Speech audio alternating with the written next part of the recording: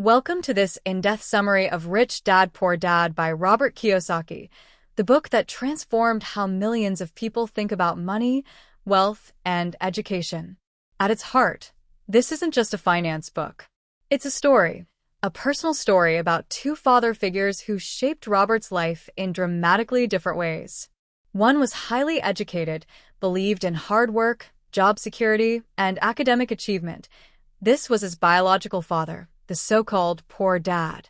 The other, his best friend's father, dropped out of school but became one of the wealthiest men in Hawaii.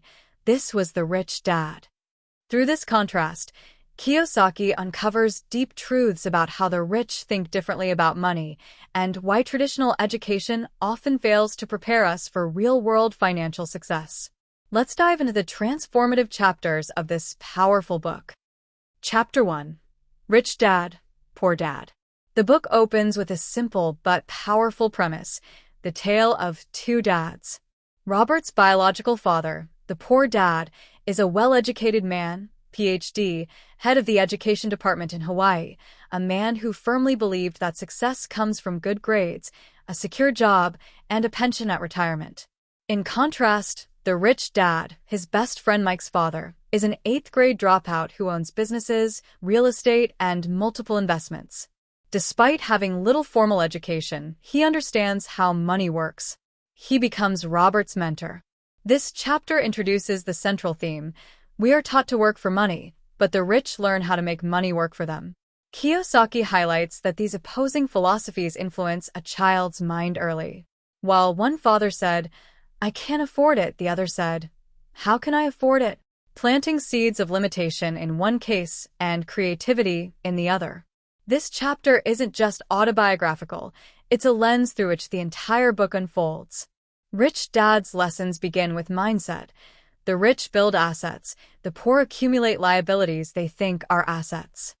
Chapter 2. The rich don't work for money. Kiyosaki recounts his early experience working for Rich Dad at age 9. He and Mike were paid just 10 cents an hour, almost nothing. Frustrated, young Robert complains, hoping to negotiate a raise or quit. Instead, Rich Dad uses it as a lesson. He tells Robert, "If you learn life's lessons, you'll do well. If not, you'll spend your life blaming a job, low pay, or your boss." The takeaway: the poor and middle class work for money. The rich make money work for them. This lesson shakes Robert. It's not about earning more per hour. It's about changing your relationship with money entirely. When you're driven by fear, the fear of not having enough, you become trapped in a cycle. Wake up, work hard, pay bills, repeat. Rich Dad teaches them about opportunity. Don't look for more pay. Look for more understanding. Don't work for money. Work to learn. It's in this chapter that Kiyosaki introduces the rat race, the endless loop people get stuck in because they never learn how to build or acquire income-generating assets. Chapter 3. Why teach financial literacy? This chapter is foundational. It makes the bold argument that being highly educated does not mean being financially smart. Kiyosaki points to lawyers, doctors, and professionals who earn large salaries but are often deeply in debt because of poor financial decisions. The big message: it's not how much money you make. It's how much money you keep. Here, Kiyosaki introduces two key terms. Assets, things that put money in your pocket, example, rental income, dividends, royalties. Liabilities, things that take money out of your pocket, example, mortgage payments, car loans, credit card debt. He emphasizes that many people mistakenly believe their house is an asset. But if it's costing you more each month than it earns you, it's a liability. Financial literacy means being able to read numbers. The rich focus on their balance sheet. They know what they own, what earns them money, and what costs them money. He provides a simple financial model. The poor spend all their income. The middle class buy liabilities they think are assets, cars, homes. The rich invest in assets that grow over time. By teaching kids how to manage money early, especially the difference between assets and liabilities, we can break the generational cycle of financial ignorance. Chapter 4. Mind your own business. In this pivotal chapter, Kiyosaki challenges one of the most common societal beliefs, that your job is your most important financial asset. He writes, "The mistake so many people make is that they think their profession is their business. They spend their lives working in someone else's business and never build their own." What does mind your own business really mean? It means building and growing your asset column, regardless of your day job. You may be an employee, a teacher, a doctor, or a soldier. That's your profession. But your business should be the portfolio you're building on the side, your investments, real estate, intellectual property, or ventures that generate passive income. Kiyosaki stresses the importance of shifting focus from simply earning a paycheck to building something that earns for you. He says, keep your daytime job, but start buying real assets, not liabilities. These include a real estate that provides rental income, stocks or mutual funds, bonds, and notes, intellectual property like books, patents, or trademarks. This chapter isn't about quitting your job overnight. It's about recognizing the limits of employment and starting the journey toward financial independence by thinking like a business owner, not just a worker. Chapter 5. The History of Taxes and the Power of Corporations. This chapter dives into something rarely discussed in personal finance books, the history of taxation and how the rich legally protect their money. Kiyosaki starts by explaining that taxes weren't always permanent for individuals. In many countries, taxes were introduced temporarily and eventually became permanent, largely affecting the working and middle classes. He then explores a powerful concept. Corporations are not taxed the same way as individuals. Here's the critical difference. Employees earn, get taxed, spend what's left. Corporations earn, spend, pay tax on what's left. The wealthy leverage this advantage by owning companies and running expenses legally through them before taxes are applied. Business lunches, travel, insurance, even cars. Many of these can be expensed in a corporate structure. Kiyosaki uses this chapter to hammer home a key point. The rich use corporations as a vehicle to protect and grow wealth. The poor and middle class work for corporations. This isn't about cheating the system. It's about understanding the rules of the system and using them intelligently. Rich Dad taught that financial education includes legal knowledge, tax codes, corporate structures, and understanding how money flows through systems. For those who only think like employees, these tools are invisible. For those who think like owners, these tools are essential. Chapter 6. The Rich Invent Money. Here, Kiyosaki makes one of his most provocative statements. Money is not real. What he means is that money is simply an agreement, a concept. And those who understand this concept can learn to create wealth from thin air through ideas, strategy, and opportunity. The poor and middle class often say, I can't afford that. The rich ask, how can I afford that? This chapter is all about financial creativity, the ability to see opportunities where others see risks. Kiyosaki tells stories of how he identified undervalued real estate, negotiated creative financing, and earned money without having much capital himself. He breaks down the mindset that keeps people from taking risks.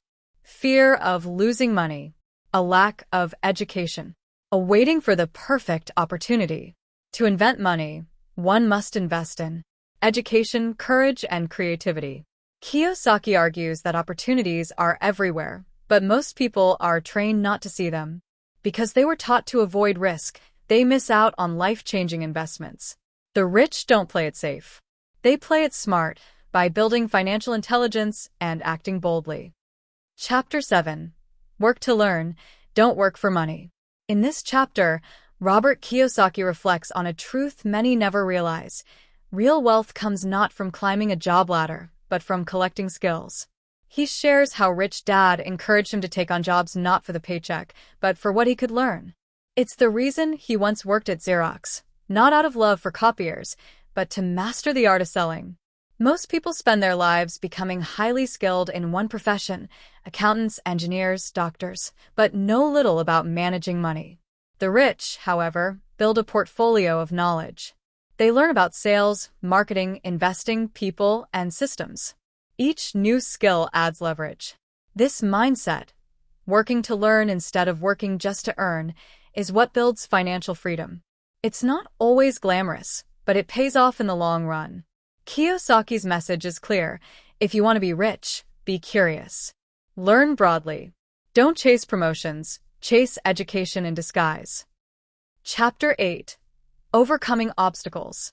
Even with knowledge, most people still don't become rich. Why? Because emotional roadblocks get in the way. Kiyosaki identifies the core forces that hold people back: fear of losing money, doubt, procrastination, bad financial habits, and the pride that keeps them from asking questions. Fear, especially, is powerful. Most people fear making mistakes. But the rich don't let fear stop them. They use it to sharpen their judgment. Kiyosaki admits he's lost money, but every mistake taught him more than school ever could. That's the price of wisdom. He also points to laziness, not the type where people do nothing, but the kind where people stay too busy to focus on what matters. Many avoid thinking about their finances, convincing themselves there's no time. But in reality, they're just avoiding discomfort. The path to wealth, he says, is less about brain power and more about emotional strength. Those who push through fear, stay disciplined, and keep learning are the ones who break through. Chapter 9. Getting Started. This chapter is Kiyosaki's invitation to act. He urges readers to start small but start now. The first step is understanding your personal reason, the why that will keep you going when setbacks arise. Whether it's freedom, family, or fear of poverty, that reason must be strong enough to drive change.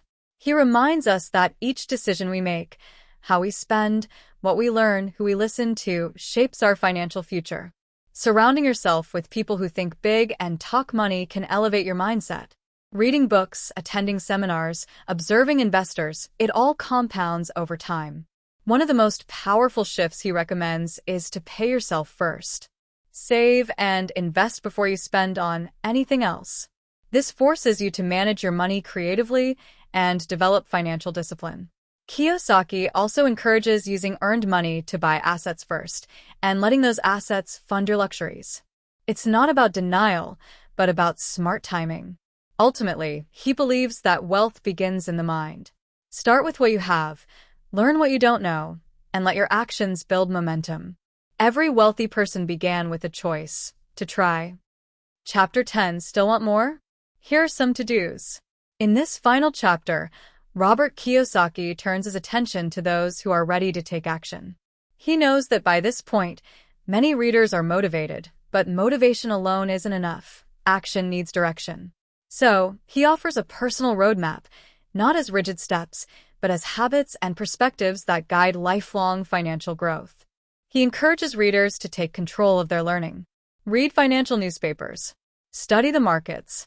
Visit real estate open houses. Track investments. Talk to people who are doing what you want to do. The goal isn't to become perfect, but to stay in motion, to keep learning and adjusting. Kiyosaki emphasizes that wealth isn't built by saving alone. It's created through opportunity, and you can only recognize opportunity if you're engaged. Being proactive, even if it's just attending a workshop or picking up a book on taxes, builds momentum. He reminds readers that financial intelligence is like fitness. You don't get strong from one workout. You get strong by showing up consistently. The more you train your mind to see money differently, the more you'll begin to think like the rich. The chapter is less of an ending and more of an open door, a nudge to get out into the real world and apply what you've learned, even if it's messy or uncertain. Rich Dad, Poor Dad isn't about gimmicks or shortcuts. It's about mindset. At its core, it teaches us that wealth is a skill, not a salary.